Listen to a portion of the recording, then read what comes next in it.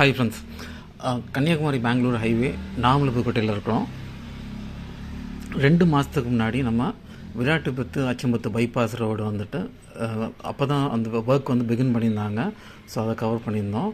So அது தொடர்ந்து இன்றைக்கி சேம் அதே ஒர்க்கை வந்துட்டு எந்த அளவில் வேலை நடந்திருக்குன்னு பார்க்குறதுக்காக வந்திருக்கோம். இந்த ப்ராஜெக்ட்டுக்கான எஸ்டிமேட் காஸ்ட் வந்து 260 கோடி.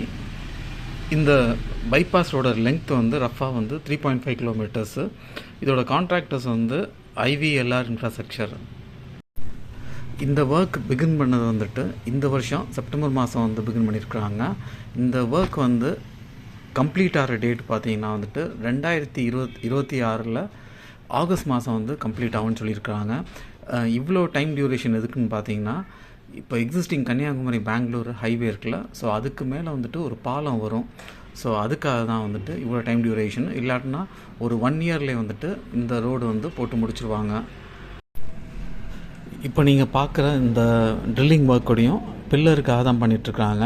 ஸோ பாலத்துக்கான ஒர்க்கும் பார்த்திங்கன்னா சைட் பை சைடு வந்து நடந்துகிட்ருக்கு.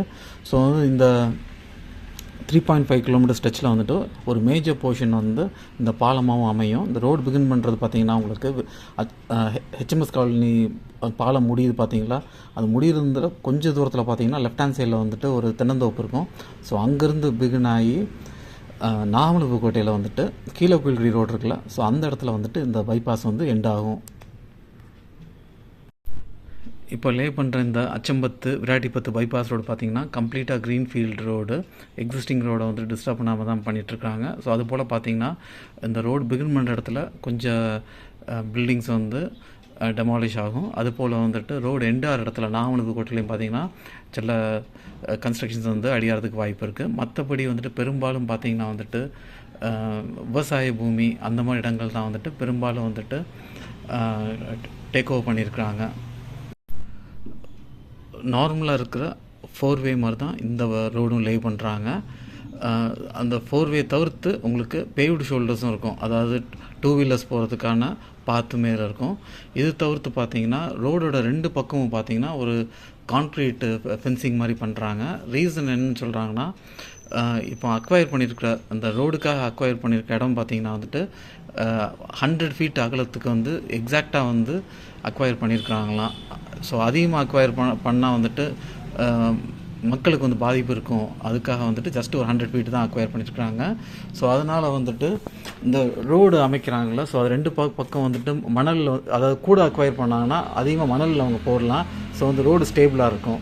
ஸோ இந்த 100 ஃபீட் வந்துட்டு மட்டும் அக்வயர் பண்ணிக்கிறனால 2 பக்கம் வந்துட்டு இந்த கான்க்ரீட் ஃபென்சிங் அமைக்கிறாங்க. ஸோ மணல் வந்துட்டு சரிஞ்சு போகாத அளவுக்கு வந்து இப்போ இந்த ரோடு வந்து அமைச்சிட்ருக்காங்க.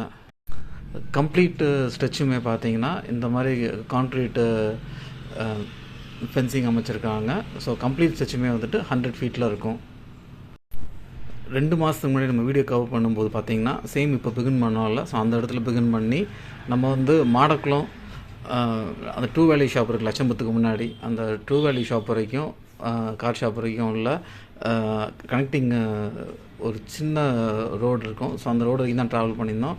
இந்த முறை வந்து அவ்வளோ தூரம் ட்ராவல் பண்ண முடியல. காரணம் பார்த்திங்கன்னா வந்துட்டு மழை பெஞ்சதுனால டோட்டலாக வந்து சகதியாக இருக்குது. 2வது வந்துட்டு ஒரு பாத்தும் இருந்தது இப்போ வந்து அந்த பாத்தையும் அடைச்சி வச்சுட்டாங்க.